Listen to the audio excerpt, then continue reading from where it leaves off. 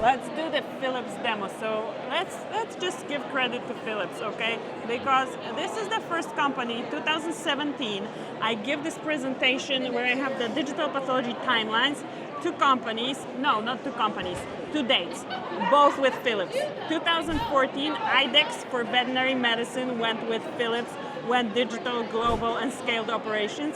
2017, first scanner that was cleared by the FDA. So let's look at this scanner here. What's going on here? So the Philips solution, we call it PIPS. A PIPS is a combination of the Philips scanner as well as the image management system.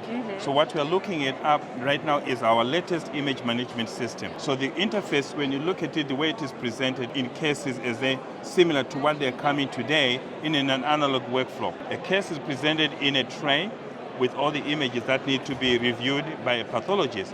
So we're presenting that in this format as well. So what you have here, in a digital way, we have got a work list, summarized, brings together everything that is being digitized by the scanner, right? And then it is put in groups or categorized based on the morphology, based on the statuses, whether it is urgent, whether it's just a routine. If something needs to be reviewed, you can easily place them in any category based on what part of the workflow you are at.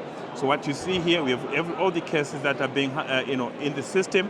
We have got high priority cases. If anything is yet to be digitized, they are coming in as in preparation. If anything is of interest, need to be reviewed by other consultants, it can be placed here under the review. If anything is finished, it goes under the finished, and then the rest of, you will see there's action required. If there's a disconnect, something is missing between the laboratory information system and the image management system, it needs somebody to review. So it goes under an action required. Who looks in there? So we have case managers. So in any lab or in any workflow, there is a case manager who looks after this.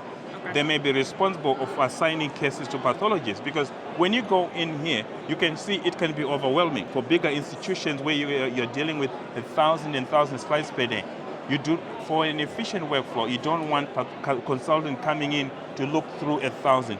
They may be interested in their specific area of specialization. If it is a breast cases, you just want to look at breast. If it is prostate, they want to do the same. So you can assign them, you can see that in here, if I just want to look in cases that are just for me, you can see instead of looking at 1,000, I can look at anything specific to me. So that's the basic workflow when you look into how the images or cases will come into the image management system. Okay. So now when we go into, what you see here is the patient identifiers here in terms of who the patient, if they are assigned to anybody, any consultants, this is like the names, date of birth, when the scanners were done. And most importantly, on the far right here, you can see each jacket, each container. It will tell you for this particular patient how many slides are in there. And then you can see here the color differences in terms, if something is high priority, it presents that way. One of the things that has been becoming more and more important is AI. So what we are doing now is, what we're working on is, I'm taking this look, I'm going to transfer it to this. It's a similar one, but there's more that is being shown here. So this one is highlighting our AI integration. So you have now the capability to see if there's AI that has been integrated. So this IMS What AI do you have? we integrate with all the AI that are available. Okay. Yeah, so we work with the vendors. They develop APIs to work with us. And then we take those and then we can integrate. So right now with the leading AI, we have done it with Page, IBEX, Iphoria, Matrix. Those are the AI we're already working with. So what you see here now is within this interface, if there's AI results for that case, depending whether it is a first read or secondary read, everything will be presented. So we can see there's an AI here. I'll go through and show you what this would look like. Yes. But if you go back here, just look at our a functionality for our image management system. If I would take a case like this one here, which is high priority, so you can see how this tray is presented. Similar to an analog tray, where you've got your cases that are grouped by block.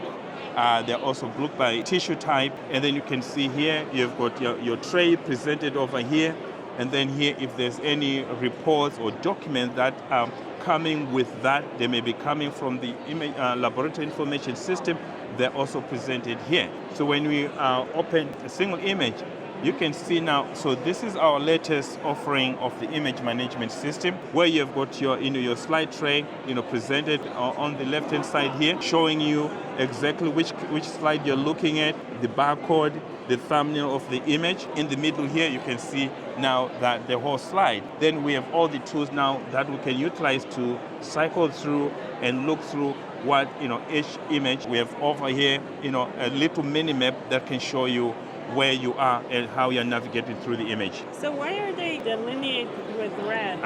Okay. So what we have, you may have here, so Philips, you have now what we call our second generation scanner. Our first generation scanner, our UFS, what it did, it scanned the whole slide. Our second generation scanner scanned only the tissue. So this is the tissue detection. You can see it detects the tissue. What does it mean? It cut down on scan time.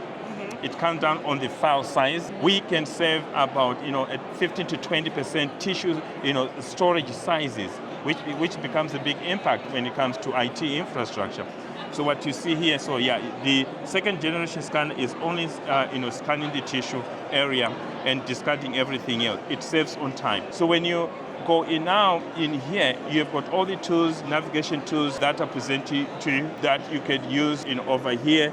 You could do some annotations, you can highlight, it gives you the measurements, the region, how big the tissue is, the area of focus. There's many of them that you could use within the application. So that's our basic image management system, which take us now, what do we do next? How do we move on to the AI piece?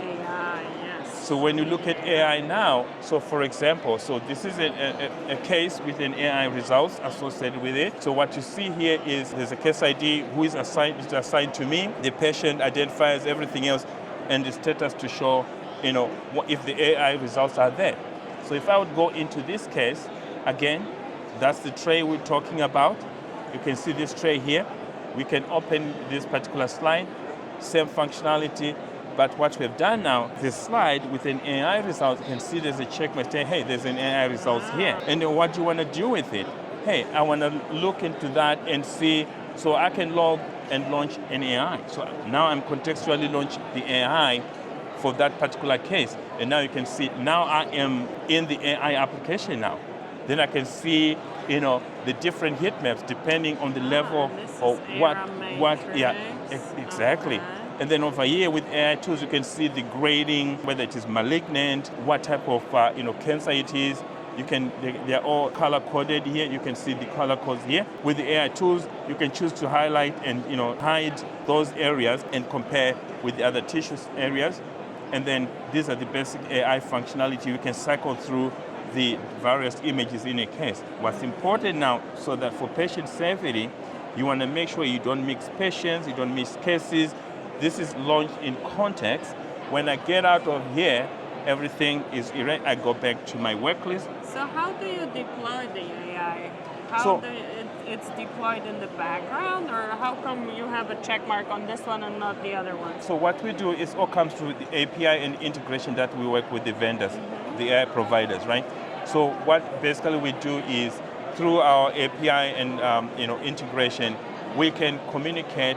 So if we have a case within image management system, we can send it to AI. So they receive it. Does the pathologist request that, or yes. How do you? So it's on request, or does it run in the background and they can pull both. the results? You can do both.